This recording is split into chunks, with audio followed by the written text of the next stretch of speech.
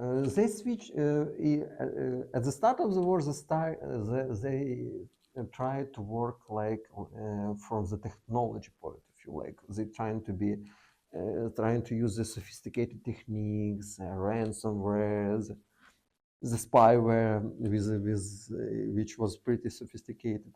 But today, when they have a lack of technology and lack of possibility, they mostly work from the insider points of view. So they trying to find a person who can have access to the internal network, and they use a lot of tools to blackmail it or to find an access to this person and use its credential to upload some payloads or to use any vulnerabilities. Because in 2023, all attacks on Ukrainian infrastructure, they're mostly insider job.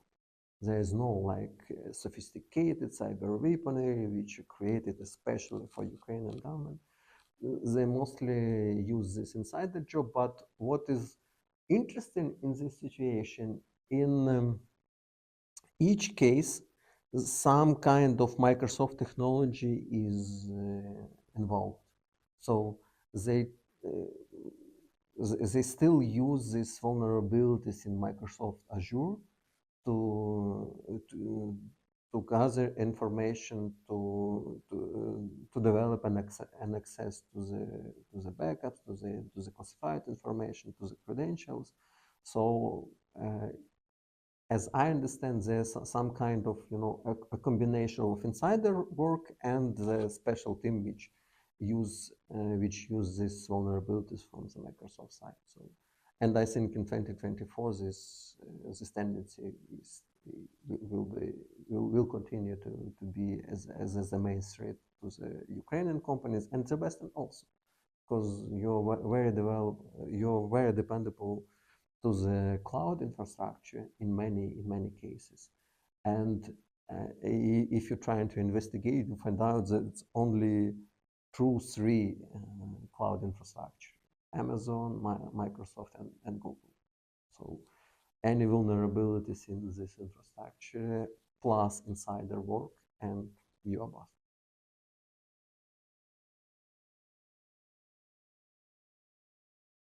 Yeah. It is a person who work inside, who is a part of this team. And what is an interesting, in most cases, from Ukrainian experience, these insiders was from technical team. So there's no like usual official like white collar or blue collar worker which only work with some documents. They was from a technical team.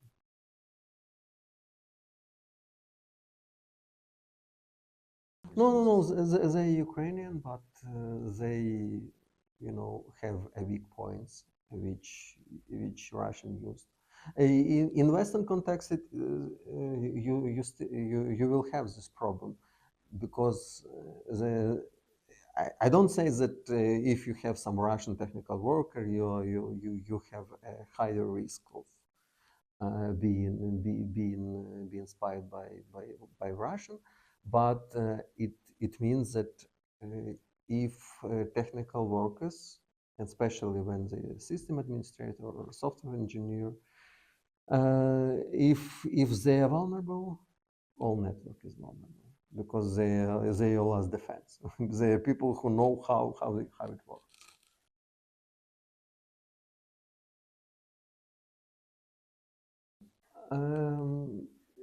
They trying to combine. For example, when our army forces shot down several Shahid drones, they found out that in some of these drones there's a mobile SIM card from the Ukrainian mobile operator, and it was quite strange, because why do you need connect this drone to the mobile network.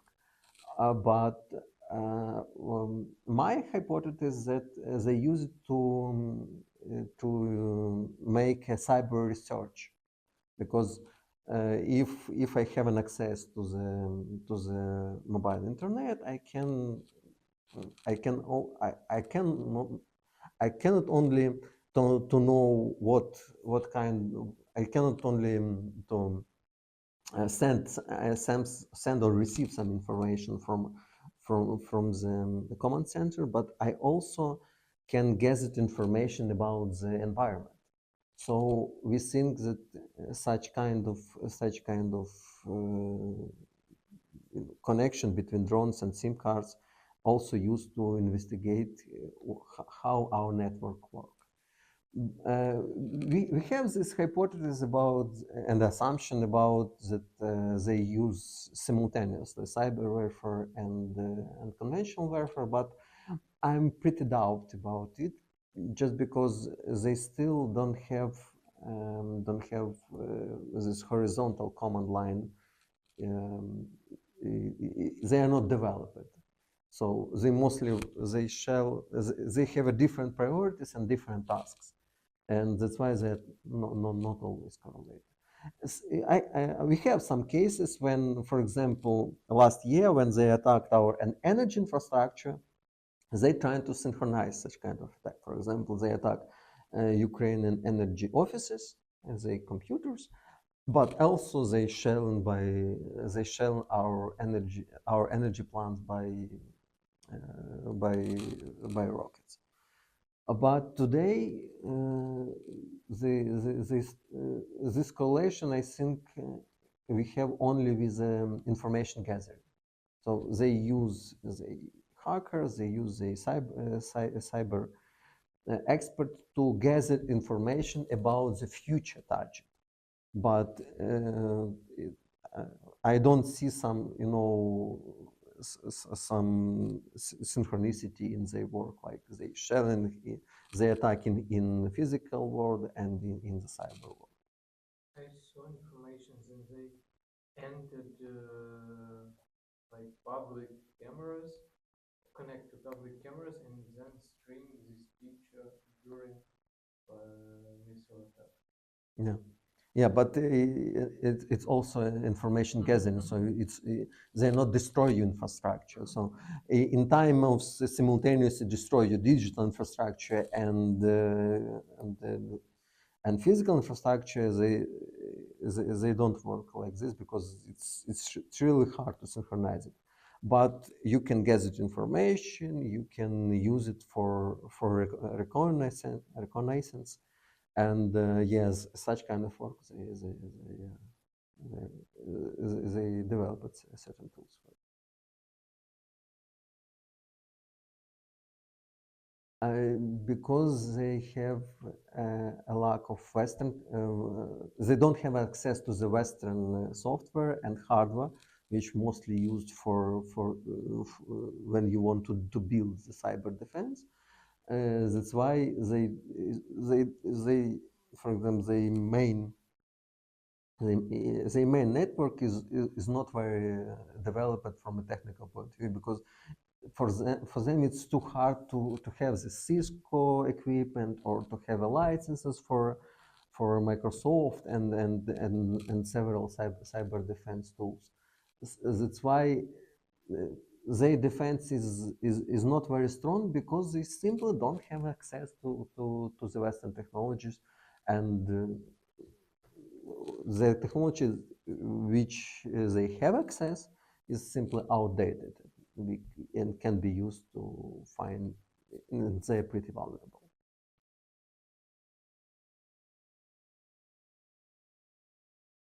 Yeah, they trying to develop such expertise. So they don't simply they don't talk something like we don't have access to this technology, so we just surrender. No, they're trying to adapt, and they have a good relationship with Chinese. with Chinese hackers. So they try to develop an international team, and also they trying to use a Western infrastructure to develop some kind of attack. So they trying to develop such kind of competence, but without access of technology is a critical one, because you can be a good expert, but you simply don't have tools and you simply don't have a software. So without that, your expertise doesn't mean anything. So they're trying to adapt, but they're slow. They're slow in adapt just because of restriction.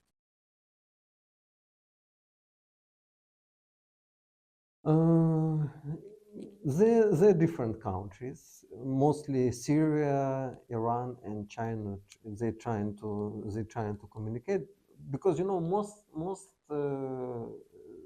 most of this hackers group, they're international one. So because you need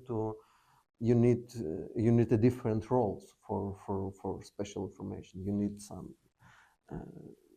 someone who wrote the code, someone who finds the tool, someone who do some data gathering and reconnaissance. So they're mostly international, and it depends which is a goal of formation of operation. For example, if it is a political goal, it's mostly national teams. But if we are talking about money, the international team, because it's better to you can hire some good staff if the main result of your work is to have some money using ransom or stealing some cryptocurrency.